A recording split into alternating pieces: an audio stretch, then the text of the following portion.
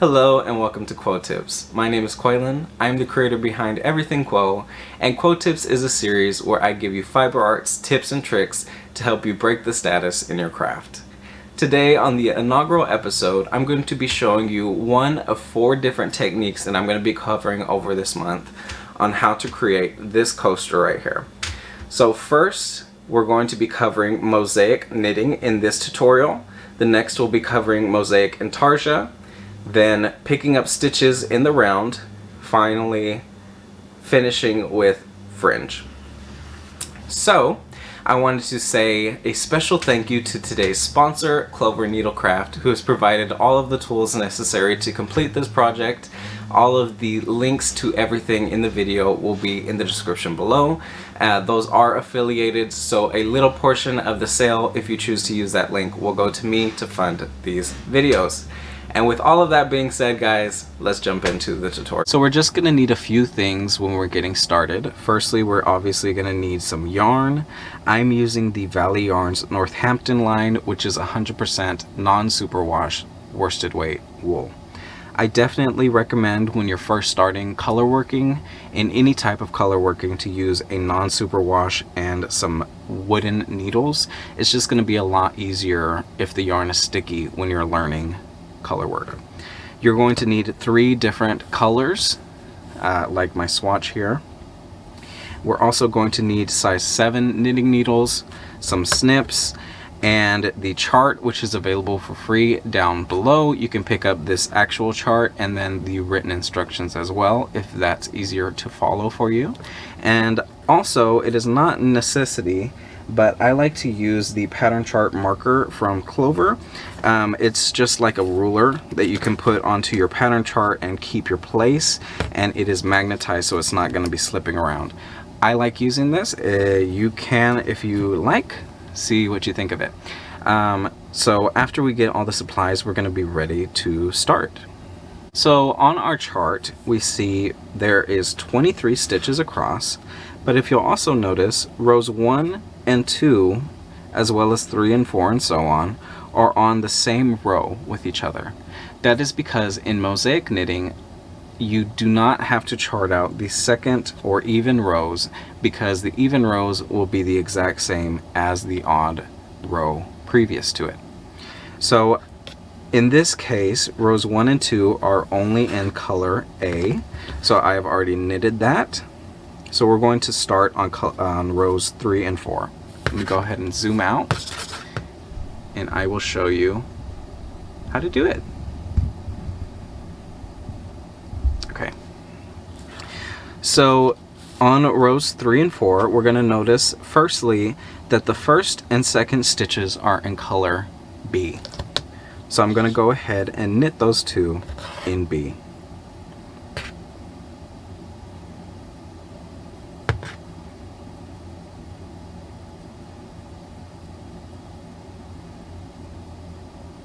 The next color on the chart is color A.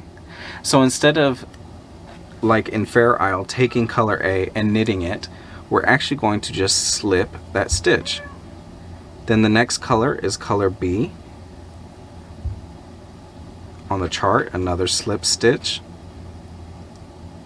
B again. Slip. B. Slip.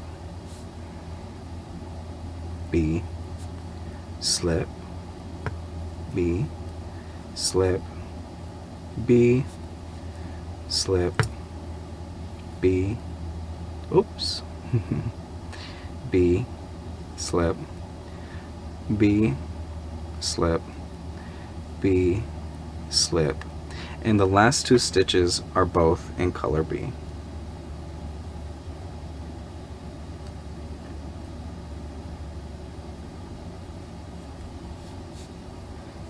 So this is what we have right now. We're going to turn our work, and again, because there's only 1 row per 2 rows of actual knitting, we're going to repeat the exact same row as row 3, but instead of knitting, we're going to be purling because it is stockinette. So we're going to purl We don't even have to refer to the chart with this because we're just going to be purling the knits and slipping the slips. So purl 2, slip 1, purl 1, slip 1, purl 1, slip 1, purl, slip, purl, slip, purl, slip, purl, slip, purl, slip, purl, slip, purl, slip, purl, and the last is a purl. So as you can see, this is what we look like after row 4 is complete. Row 5 has all color A as well as row 6, so I'm going to go ahead and knit those off camera and come back and meet you for rows 7 and 8 to repeat rows 3 and 4 and just reinforce what we have learned so far.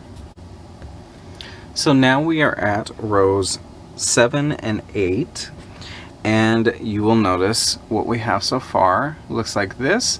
Blocking will do wonders for your mosaic projects. It brings all of the stitches to exactly where they should be. So now we're going to go on to row 7 and 8. I wanted to show you also how I like to start off the row. So I bring whatever color I am using, in this case it's color B, in front of the color of the previous 2 rows before I start actually knitting. That's going to leave it with a clean edge. It's going to be easier to pick up stitches if you're going to be doing that. So again, on the chart, the first 2 stitches are knitted. So I'm going to do that now. The next stitch is slipped because it is in the other color. Next is knit all the way down the row in the same patterning until the last 2 stitches.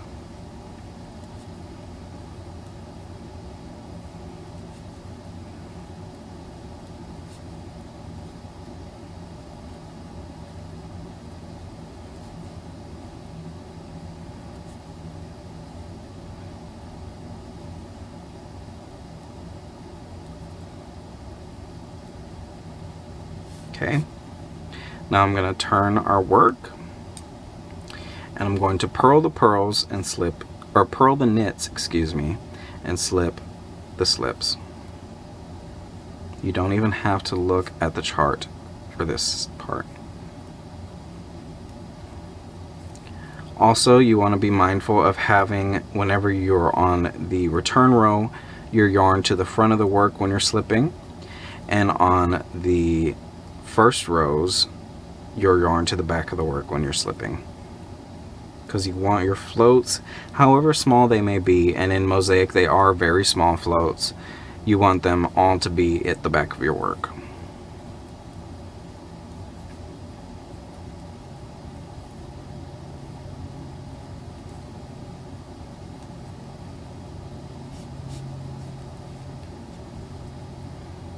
Okay, see, these floats are very, very small. And then this is what our work is looking like right now. So let me show you rows 9 and 10, because if you will notice, 9 and 10 has something different from 5 and 6 as well as 1 and 2, in that it has a black stitch right here in the middle. So I'm going to show you what to do for that. So again, starting off, I'm going to bring my color I'm working with now into the front of the work, in front of the color of the previous 2 rows. I'm going to be knitting all these stitches.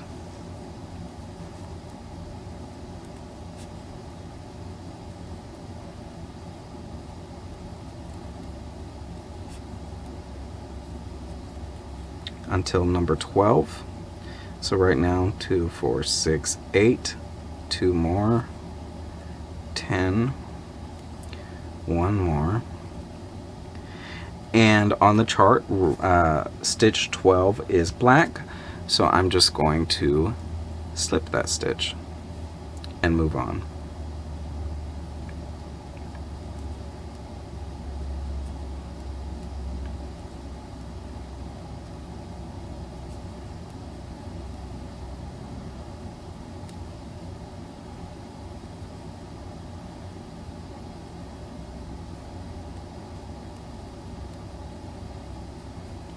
Okay, on the back side of the work, we're going to be purling all of the knits and slipping the slips.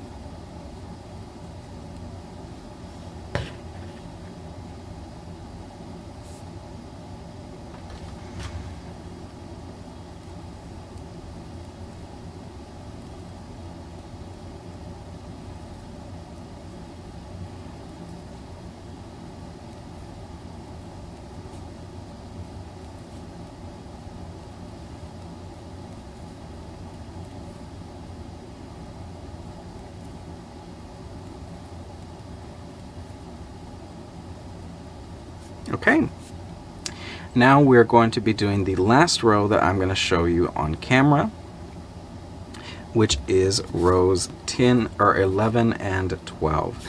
So if you'll see at 11 and 12, there's a lot more black stitches.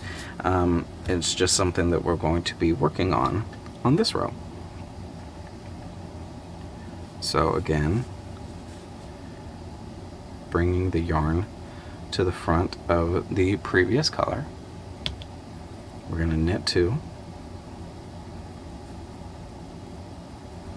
slip 1, knit 1, slip 1, knit 1, slip 1, knit 9,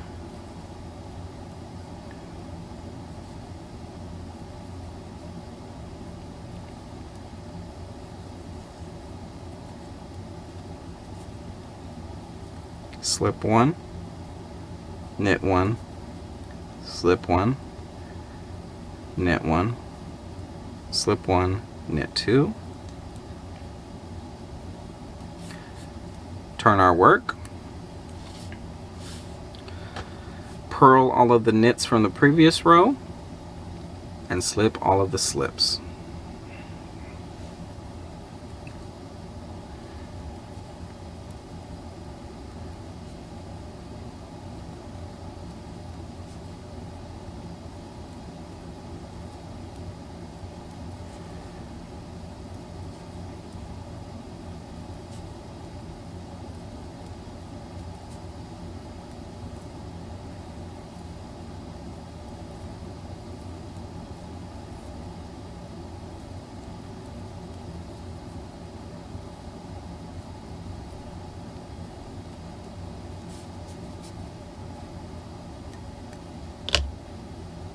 So that is all we have for the one color mosaic so far.